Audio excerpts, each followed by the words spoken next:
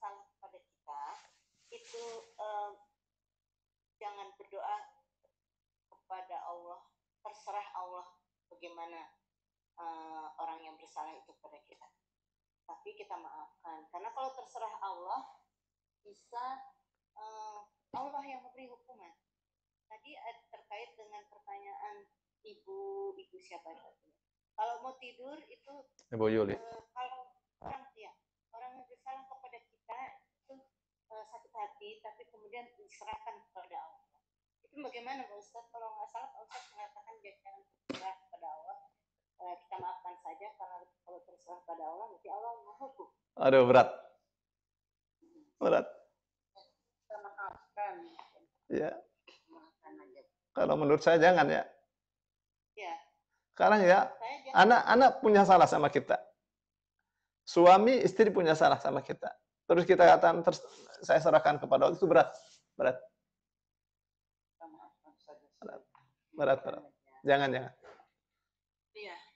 Maafkan saja, maafkan. Sebesar apapun salah mereka, maafkan. Maafkan. Iya, tadi soalnya terkait dengan pertanyaan Ibu Yuli. Diserahkan kepada Allah, sakit hati tapi kemudian diserahkan kepada Allah. Kalau sakit hati diserahkan kepada Allah, waduh, berat. Tapi kalau udah memaafkan, apa hati kita jelaskan? Berat.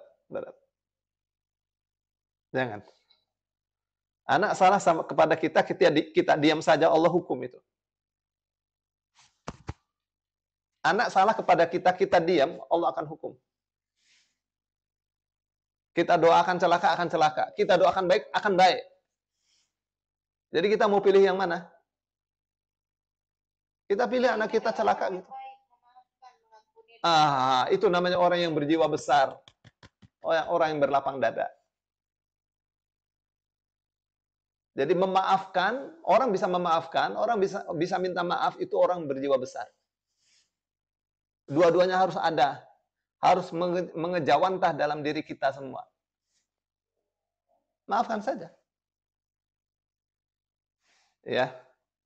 Kan kita tidak sanggup kalau kita melihat anak kita sengsara, kan?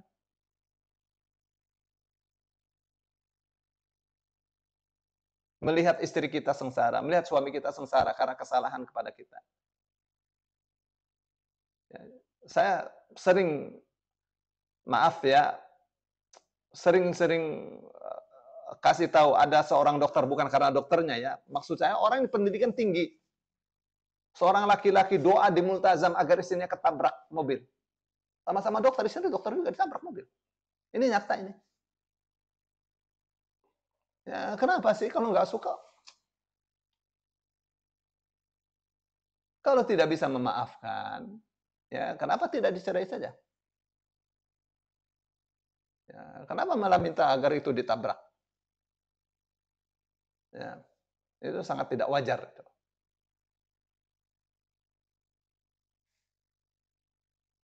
Ya, maafkan saja. Untungnya dengan kita tidak maafkan. Nggak untung sama sekali. Nggak untung. Tapi kalau kita memaafkan, kita beruntung. Allah memaafkan kita. Jelas ya, Bu? Iya, Pak Ustaz. Jelas, Ustaz. Ya, silakan yang mau tanya lagi.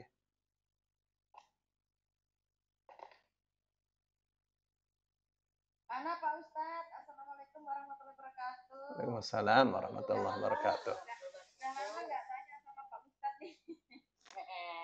Apakah boleh tanya di luar tema Pak Ustaz? Monggo. Boleh ya. Pak Ustaz, ini kan sekarang udah 100 tahun lebih ya Pak Ustaz. Bukankah sudah saatnya muncul mujaddid Pak Ustaz? Barangkali Pak Ustaz mau jadi khilafah gitu Pak Ustaz. 100 tahun dari kapan? Dari sejak kehancuran Ottoman ya Pak Ustaz. Kan itu kan 100 tahun udah lebih. Iya, ya. Bagaimana Pak Ustaz? Maksudnya Anda mau bayar Pak Ustaz dari kalau jadi khilafah. Ya Pak Ustaz, kita butuh pemimpin nih Pak Ustaz. Capek nih di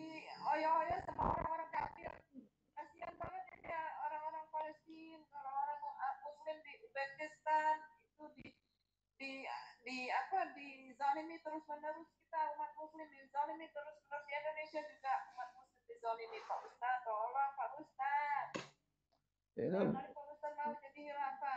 Itu memang mesti berangkat dari itu ya, berangkat dari pendidikan. Ya, berangkat dari pendidikan. Jadi umat ini mesti belajar. Khalifahnya ada gitu, pendidikannya tetap kayak gini mah susah. Maksudnya anak-anak muda bagaimana dididik anak muda itu? Nah, pendidikan Islam yang belum menyeluruh. Siapa yang salah? Ya ustadz yang salah. Yang pertama kali salah tuh ustadz. Ustadz punya ilmu diem saja, banyak kan? Banyak orang belajar tapi tidak menawarkan ilmunya. Ya, orang belajar dapat ilmu, tapi ilmunya disimpan di hati saja, nggak boleh itu. Ilmunya mahal, Ustaz. Jadi ilmunya itu jadi mati sebelum dia mati. Ilmu yang hidup itu ilmu yang bisa digetok tularkan, itu ilmu hidup itu. Pak Ustadz, kalau Anda lihat umat muslim di Indonesia tuh alergi sama khilafah ya Pak Ustadz.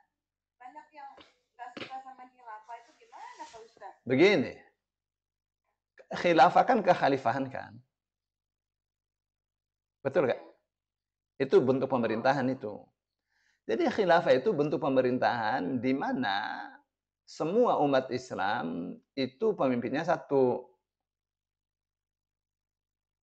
Terkonsentrasi, tersentral pada satu pemimpin.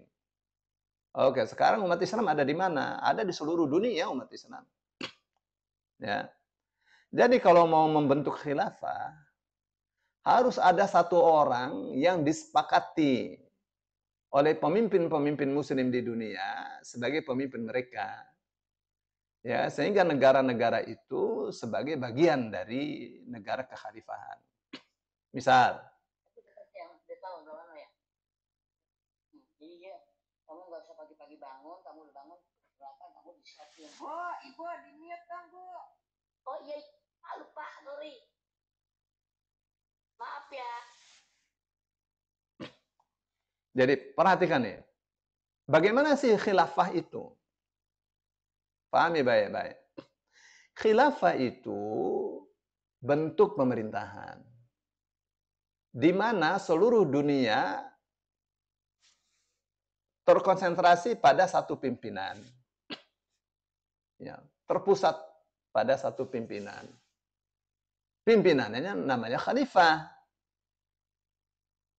Nah, sekarang kita mau khilafah. Khalifahnya mana? Itu, ya. Untuk memilih khalifah itu ada mekanismenya. Bagaimana mekanismenya? Mekanismenya bernama syuro, bermusyawarah. Ya. Permusyawarah syuro itu terdiri dari berbagai kalangan yang berkepentingan. Kalau dulu khilafah, Khalifah Abu Bakar dan seterusnya, ya antara siapa? Antara Muhajirin dan Ansor. Ya, terbentuklah khalifah. Kalau sekarang seluruh dunia.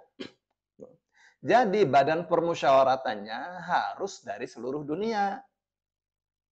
Ya. Badan permusyawaratannya harus dari seluruh dunia untuk bersepakat memilih siapa khalifahnya. Begitu terbentuk siapa khalifahnya, jadilah dunia ini, dunia Islam dengan kepemimpinan satu khalifah. Nanti Indonesia jadi provinsi, Malaysia jadi provinsi. Khalifah nanti akan pilih di mana ibu kotanya. Untuk misalnya, untuk periode 2025 khalifah akan berada di Jakarta sebagai ibu kotanya. Seluruh dunia ibu kotanya Jakarta. Ya. Nanti semua negara dijadikan provinsi atau negara bagian. Yang di negara bagian itu ada emir-emir, ada amir-amir. Jadi sekarang kalau kita mau bentuknya khilafah, khalifahnya mana? Satu ya. Yang kedua, negara-negara Islam ini harus ada bersepakat untuk mengangkat calon khalifah. Mekanismenya syuro. Begitu deh. Jadi sekarang orang berteriak-teriak khilafah, mana khalifahnya? Ya. Kalau sudah ada, jadi bukan khilafah dulu baru dibentuk khalifah, enggak. Khalifah dulu baru khilafah. Abu Bakar naik dulu baru disebut khalifah. Oke, Umar dulu naik baru disebut khalifah. Ya, khalifah baru pemerintahnya bernama khilafah. Begitu. Jadi kita sekarang ya orang-orang atau siapa saja yang pengen khilafah itu yang harus diusahakan. Itu yang harus diusahakan. Ada nggak kira-kira yang disepakati oleh pemimpin-pemimpin muslim di dunia, satu orang yang bisa memimpin dunia ini, mereka sepakat. Ya. Oh, jadi rumit. Nah, di Indonesia saja, lihat bagaimana Kaisang mau disandingkan dengan Anies Baswedan. Kaisang mau, waduh, ya rebutan. Ya, dalam dunia perkhilafahan, boro-boro rebutan, takut. Kenapa? Karena mandat itu adalah amanah. Ya, bukan mandat itu adalah rampasan perang. Sekarang seperti rampasan perang. Jadi presiden, wah, harus bagi-bagi. Berat. Ya, bicara siasah. Ya, Bu.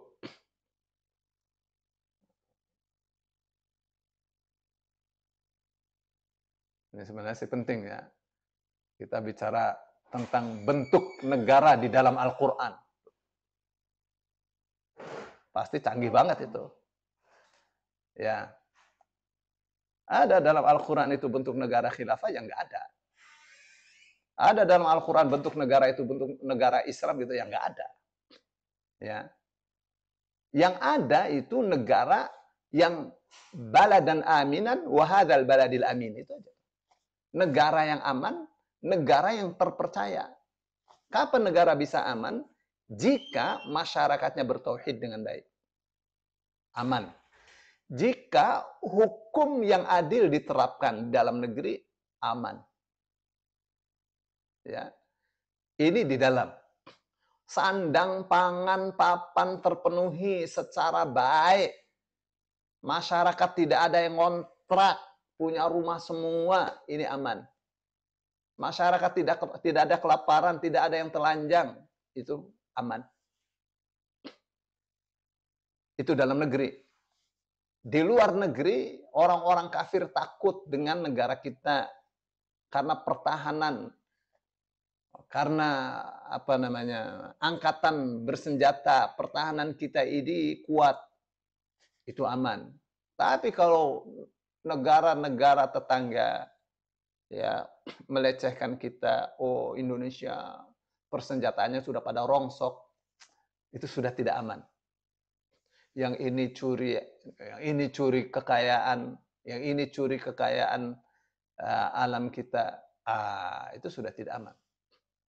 Dari luar. Ini kita bicara negara Indonesia. Kalau ditilik dari baladan amina, belum aman. Sandang boleh jadi aman. Pangan tidak aman. Papan sangat tidak aman. Di Indonesia ini belum. Hukum apa lagi? Hukum yang adil masih jauh. Kenapa? Karena hukum masih tebang pilih. Tidak adil. Ya, bisa Indonesia terapkan hukum Islam? Itu bisa. Aceh bisa. Artinya Pancasila itu mengakomodir hukum Islam. Tapi itu harus melalui parlemen. Karena kita ini keluarga besar, ya, yang semuanya dimusyawarahkan. Ya, orang Islamnya masih teguh. Ya, kalau tidak teguh, ya tahu kan sejarahnya bagaimana Piagam Jakarta itu sila pertama ada kata yang dihapus. Ketuhanan yang Maha Esa dengan menjalankan syariat bagi para pemeluknya. Itu dihapus itu. Karena yang ini bikin timbulnya ancaman dari berbagai pulau. Maka Pak Hatta mengatakan, nih Bung, sama Bung Karno, ini Bung, ini petanya nih. Kalau ini tetap, sila pertama, dengan menjalankan syariat Islam bagi para pemeluknya, yang Kalimantan mau memisahkan diri, yang ini mau memisahkan diri, yang ini mau memisahkan diri. Tapi kalau tetap ketuhanan yang Maha Esa, itu tidak mengurangi nilai-nilai qul huwallahu ahad. Tidak mengurangi nilai-nilai Islam. Yang ini tetap bertahan. Ya. Jadi semua dimusyawarahkan. Ya. Jadi bisa diakomodir itu hukum Islam, tapi harus melalui perjuangan. Ya, harus melalui perjuangan. Ini yang melalui parlemen itu susah sekali memasukkan nilai-nilai Islam. Siapa yang menghalangi, boleh jadi orang Islam sendiri. Ya. Makanya saya katakan pendidikan. Pendidikannya yang masalah. Yang menganggap hukum buatan manusia lebih baik daripada hukum Allah. Gitu ya. Ya, Jadi terus gimana dong, Pak Ustadz? sebentar. Terus satunya lagi konsep negara dalam Al-Qur'an itu negara yang terpercaya. Itu yang disebut wahadzal baladil amin. Negara yang sangat aman, negara yang sangat dapat dipercaya. Masyarakatnya percaya kepada pemerintah. Pemerintah percaya kepada masyarakat. Harmonis. Saling mempercayai. Di luar negeri dipercaya. Itu baru negara sesuai dengan konsep Al-Quran. Ini sampai datang ke Dubai, Pak Presiden minta investasi untuk IKN, nggak dipercaya. Jadi belum negara terpercaya. Kapan negara yang terpercaya? Kalau di dalam negeri terpercaya, di luar negeri terpercaya. Karena berita yang ada di Indonesia tersebar langsung. Detik ini tersebar di Indonesia, tersebar di seluruh dunia. Dipercaya Indonesia, tidak dipercaya. Kenapa? Karena kedustaan itu terlihat terlampau jelas.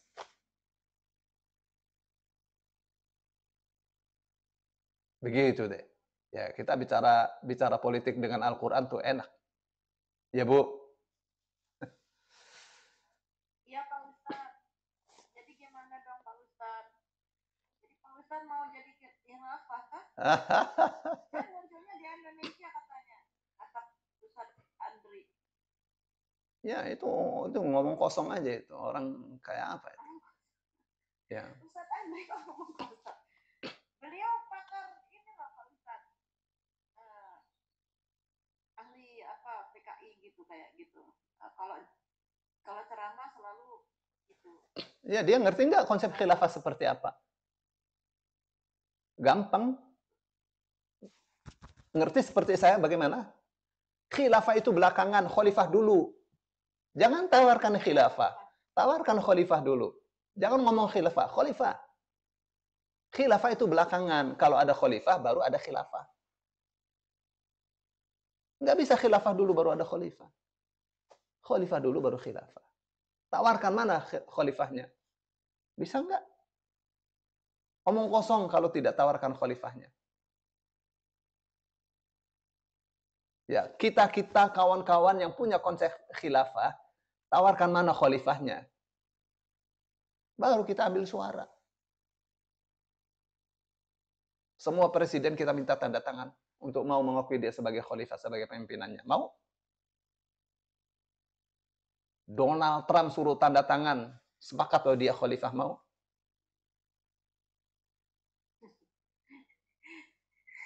Nggak mau lah kalau Itu dia. Mana mau khilafah-khilafahan. Ya. Kan maunya orang kafir berkuasa terus sampai mati. Baik, sekarang jangan orang kafir. Jangan orang kafir. Kenapa saya katakan begitu? Karena di Amerika banyak orang Islam. Ya, dibikin. Ya, untuk orang Islam ada pemimpinnya terpusat. Bisa dibantai orang Islam sama Donald Trump. Iya. Bisa paham kan? Jadi tidak sesederhana kita ngomong khalifah khilafah. Jangan bicara khilafah, bicaralah khalifah. Khalifah sudah ketemu, baru bicara khilafah. Nih sudah ada nih satu orang yang bisa memimpin dunia. Yang kalau dia memimpin, dunia akan sejahtera, aman. Tawarkan itu. Kalau Pak Anies gimana Pak Ustadz? Anies Baswedan enggak. Anies Baswedan,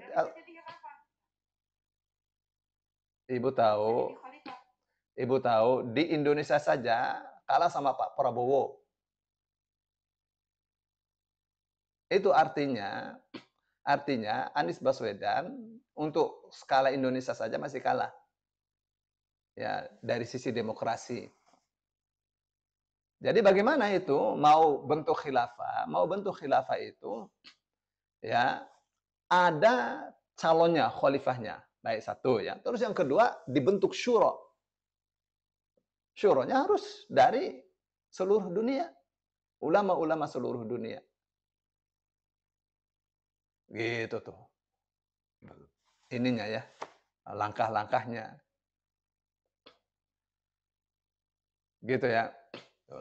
Jadi ulama-ulama seluruh dunia kumpul musyawarah, kita butuh satu pimpinan di seluruh dunia.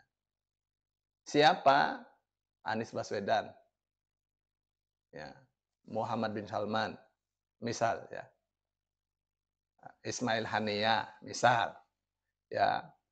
Atau pokoknya pemimpin-pemimpin dunia itu dikumpulkan, ya, diinventarisir siapa nih yang kira-kira pantas. Oh, Anies Baswedan pantas dimusyarakan oleh para ulama seluruh dunia, ketok palu. Nanti dia jadi khalifah. Kenapa nggak dilaksanakan Pak Ustadz? Pak Ustadz. Tahu kenapa itu tidak dilaksanakan? Karena Rasul Shallallahu Alaihi Wasallam wafat. Perhatikan, ini pelajaran penting ini. Ini Ustadz ini bukan sekedar bicara sastra Al-Quran, ngerti politik Ustadz. Halo, Bapak Ibu dengerin nih, Ustadz mau ngomong. Waktu Rasul Shallallahu Alaihi Wasallam wafat hari Senin, kapan dikuburnya? Hari Rabu. Kenapa? Karena sahabat-sahabat sibuk untuk mencari pengganti Rasul Shallallahu Alaihi Wasallam. Kenapa demikian? Karena Rasul Shallallahu Alaihi Wasallam tidak memberikan ajaran bentuk negara itu harus seperti apa. Bisa difaham?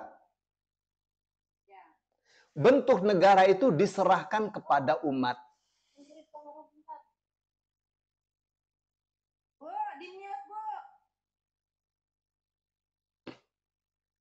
Ya. Maaf lupa. Ya, bentuk negara itu diserahkan kepada umat. Ya, jadi akhirnya apa? Akhirnya ya terjadilah proses. Ya. Terjadilah proses. Yang Umar mengajukan Abu Bakar. Abu Bakar ajukan Umar. Umar, kamu udah jadi khalifahnya. Umar bilang, nggak mungkin selama ada Abu Bakar. Ubaidah ibn Jarrah, dia bilang, enggak. Orang muhajirin. Ya, tokoh muhajirin. Enggak. Nggak mungkin ada Abu Bakar. Bukan rebutan, enggak. Abu Bakar menolak, Umar menolak, orang muhajirin menolak. Kenapa takut? Akhirnya Umar bin Khattab, saya berbaiat, engkau jadi khalifah. Oh, semua berbaiat. Ya, berat. Bagaimana itu keseharian Abu Bakar Siddiq jadi khalifah? Dia pagi melayani rakyatnya, keluhan, dicari solusinya. Kalau sudah habis sholat zuhur ke pasar, jualan. Ya, ketahuan sama Umar bin Khattab, khalifah kenapa datang ke pasar? Ya, saya jualan, anak saya banyak, keluarga saya banyak. Kalau saya tidak jualan, bagaimana itu anak-anak saya? Kata Umar bin Khattab, nggak boleh. Kamu sebagai khalifah digaji 2,5 ekor kambing sehari. Ya, satu kambingnya harganya 5 juta. Jadi 12,5 juta sehari gajinya. Ya udah Abu Bakar. Jadi Abu Bakar jadi khalifah malah miskin. Gajinya nggak cukup itu. Ya, tapi menurut Umar bin Khattab cukup itu. Cukup. Lihat tuh. Nah, kemudian wafat Abu Bakar, Umar yang menjadi pengganti. Begitu Umar itu ditusuk-tusuk oleh siapa tuh namanya Abu Lu'lu, ya, oleh orang kafir, oleh orang Majusi,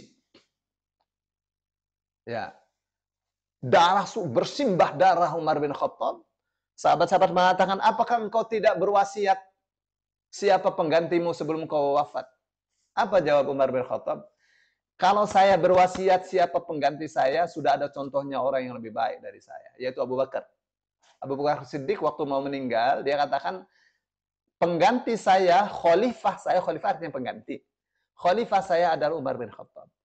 Masyarakat semuanya iya. Ya, aklamasi itu kan namanya. Ya, ditunjuk.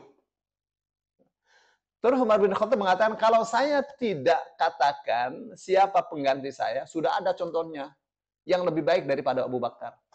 Siapa? Rasul Shallallahu Alaihi Wasallam. Jadi dibiarkan itu bentuk negara itu kepada umat ini. Ya, berjalan tuh kekhalifahan. Muncul khalifah Utsmaniyah, khalifah Abbasiyah. Ya. Tuh, menyebar ke seluruh dunia. Kekhalifahan tuh. Ya, kemudian kekhalifahan itu dihancurkan. Dari dalam dan dari luar itu. Ya. Akhirnya berdirilah negara-negara kecil terpisah-pisah. Gitu ya. Ini bentuk kerajaan, ini bentuk kepresidenan, ini bentuk parlementer. Boleh dalam Islam? Boleh. Ya. Apakah boleh dalam Islam itu bentuk negara presidensil, parlementer, bentuk kerajaan? Boleh, boleh. Mana dalilnya adalah dalam Quran kerajaan diakui, kekaisaran diakui, kekisraan diakui. Itu mana dalilnya? Banyak. Ya, Rasul Shallallahu Alaihi Wasallam kirim surat kepada Kaisar Romawi. Apa bunyinya? Min Muhammadin Rasulillah ila Hiraql azimir Rum, kepada Heraklius pembesar Romawi. Ya. Tuh. Jadi kekaisaran Romawi itu diakui. Silakan. Itu bentuk negara. Ya. Ya, begitu Romawi kalah saat perang tahun 9 Hijriah, semua daerah yang mungkin bisa dikelola, bisa diurus oleh Islam diurus. Ya, menjadi provinsi-provinsi dengan pusatnya Madinah. Zaman Ali pusatnya ya Kufah. Ya, yang dijadikan pusat pemerintahnya Irak. Tuh, kenapa tidak di Madinah? Tuh, ini urusan politik. Ya. Baik, saya kira itu ya. Nanti panjang. Ya, Bu. Jadi gimana dong Pak Ustadz? Kan bukannya udah saatnya sekarang mau jadid itu muncul Pak Ustadz. Kan udah 100 tahun. Ya mana mujadidnya? Pak Ustadz aja deh yang jadi mujadidnya. Aduh, saya ngajar saja masih buka kitab. Ngajar saja masih buka kitab. Boleh berbayat nggak Pak Ustadz? Gimana? Kalau perempuan boleh nggak berbayat? Boleh berbayat. Jadi nanti yang berbayat pertama itu adalah siapa? Yang syuro.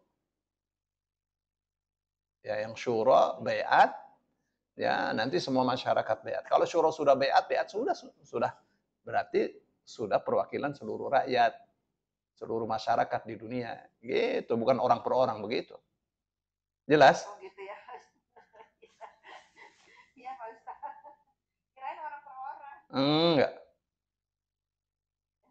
Ya, jazakallah khairan Oh iya. Pak Ustaz. Semoga doain dong Pak Ustaz, semoga kita cepat dapat khilafah khalifah. Iya. Khalifah.